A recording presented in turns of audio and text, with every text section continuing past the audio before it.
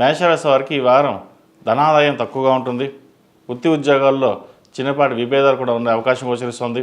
Stress అధికంగా ఉంటుంది. ఏదైనా ఒక నిర్ణయం తీసుకుంటే అది బాగుంటుందా లేదా అనే మీమాంసలో ఉంటారు.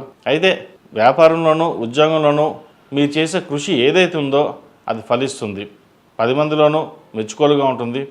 అయితే మీరు ఏదైతే మాట్లాడతారో ముక్కుసూటిగా అది అందరికీ నచ్చదు. మీరు ఏదో అనేస్తున్నారనో లేదంటే గట్టిగా మాట్లాడారనో అనే భావనలో ఉంటారు తప్పితే కానీ మీరు ఎందుకు మాట్లాడరు, ఎలా మాట్లాడారనే భావంతో ఉండరు. కాబట్టి ఇటువంటి విషయాల్లో కొంచెం జాగ్రత్తలు తీసుకోవాలి. మనం ఏం మాట్లాడినా తప్పు అవుతుంది. అయితే వృత్తి ఉద్యోగాల పరంగా ఎటువంటి ఇబ్బంది లేదు. ప్రమోషన్ కోసం ప్రయత్నం చేసే వారికి అనుకూలంగా ఉంటుంది.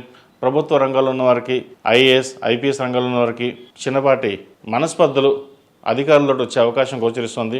వాటి విషయంలో జాగ్రత్త వహించాలి. సంతానం సంబంధించిన విషయ వ్యవహారాల్లో, వారి ఎడ్యుకేషన్ విషయంలో ప్రతి ఒక్కటి ఆచితూచి అడుగు వేయడం చెప్పదగినది. ఎందుకంటే మీరు వాళ్ళకి మంచి చెప్పినా సరే మాకు ఎవరు చెప్పాల్సిన అవసరం లేదు, మా ఫ్రెండ్స్ ఉన్నారు వాళ్ళు చూసుకుంటారు అనే భావంతో వాళ్ళు ఉంటారు. మంచి ఎప్పుడు చేదుగానే ఉంటుంది. మనం చెప్పింది ఎవరు వినరు. ఈ విషయమై ఎక్కువగా మదనపడడం అనేది ఉంటుంది. ఏదైనా సరే భగవత్ ఇచ్చా ప్రతిరోజు శివనామ స్మరణ చేయండి, మంచి ఫలితాలు ఉంటాయి. భూ సంబంధించిన విషయ వ్యవహారాలు, అదేవిధంగా లోహపు సంబంధించిన విషయ వ్యవహారాలు, రియల్ ఎస్టేట్ సంబంధించిన విషయ వ్యవహారాలు సానుకూలంగా ఉంటుంది. నూతన గృహం కోసం చేసే ప్రయత్నాలు కలిసి వస్తాయి. అదేవిధంగా ప్రస్తుతం మూడాలు కాబట్టి ఈ ఫిబ్రవరి 17 వరకు శుక్రమార్జ్యం ఉంది. శుక్రమార్జ్యమి 17కు పూర్తవుతుంది. 18వ తారీఖు నుంచి చక్కగా శుభముహూర్తాలు ఉన్నాయి. వివాహపరంగా, గృహప్రవేశ పరంగా, ఉపనయన పరంగా ముహూర్తాలు ప్రారంభమవుతుంది. ఇది మే 8వ తారీఖు వరకు ఉంటుంది ముహూర్తాలు. చక్కగా శుభకార్యాలు ఏదైతే నిర్వర్తించాలనుకున్నారో కార్యక్రమాలు ఇప్పటి నుంచే ప్రారంభించవచ్చు. వివాహ సంబంధించిన ప్రయత్నాలు ఏవైతే ఉన్నాయో చక్కగా కలిసి వస్తుంది. వివాహ సంబంధించిన విషయ వ్యవహారాలు ఏదైతే ఉన్నాయో అవి కలిసి వస్తుంది. మంచి సంబంధం కుదిరే అవకాశాలు గోచరిస్తుంది. సంతానపరంగా ఎవరైతే కన్సీవ్ అయ్యారో వారు సంతానం పట్ల జాగ్రత్త వహించాలి. మిస్క్యారేజ్ అయ్యే అవకాశాలు కూడా లేకపోలేదు. ప్రతి ఒక్కటి డాక్టర్ సలహాలు తీసుకుని ముందుకు వెళ్ళడం అనేది చెప్పదగినది. ఎక్కువగా స్ట్రెస్ అవ్వడం కూడా ఆరోగ్యపరంగా ఇబ్బందికరంగా ఉంటుంది. బీపీ, షుగర్ వచ్చే అవకాశాలు లేకపోలేదు. వాటి విషయంలో జాగ్రత్త వహించాలి. ఈ రాశిలో జన్మించిన విద్యార్థులు కష్టే ఫలి అన్నారు పెద్దలు.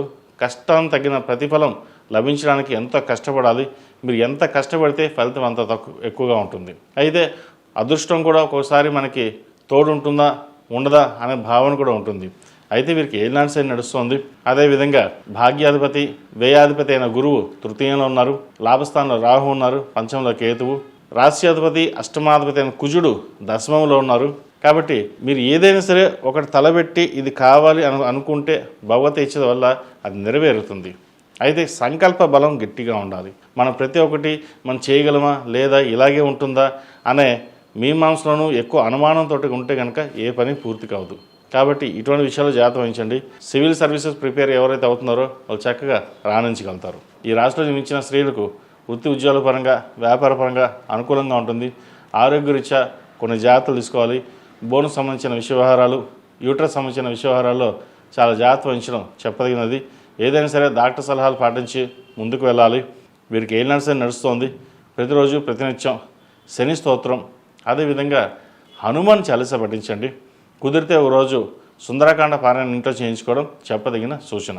ఈ రాశిలో జన్మించిన వారికి కలిసి వచ్చే సంఖ్య 7, కలిసి వచ్చే రంగు మెరూన్. ఏదైనా పని మీద బయటకు వెళ్ళినప్పుడు ఆదివారం కానీ మంగళవారం కానీ వెళ్ళండి, మంచి ఫలితాలు సంప్రాప్తిస్తాయి. ఈ పూజస్టోర్.in పసుపు కుంకుమ నుంచి దేవతా విగ్రహాల దాకా అన్ని రకాల పూజలు, వ్రతాలు, గృహప్రవేశం, హోమాది శుభకార్యాలకు కావాల్సిన పూజా సామాగ్రి అంతా ఒక్కొక్క క్లిక్ తోనే మీ ఇంటి వద్దనే పొందండి. ఈ పూజస్టోర్.in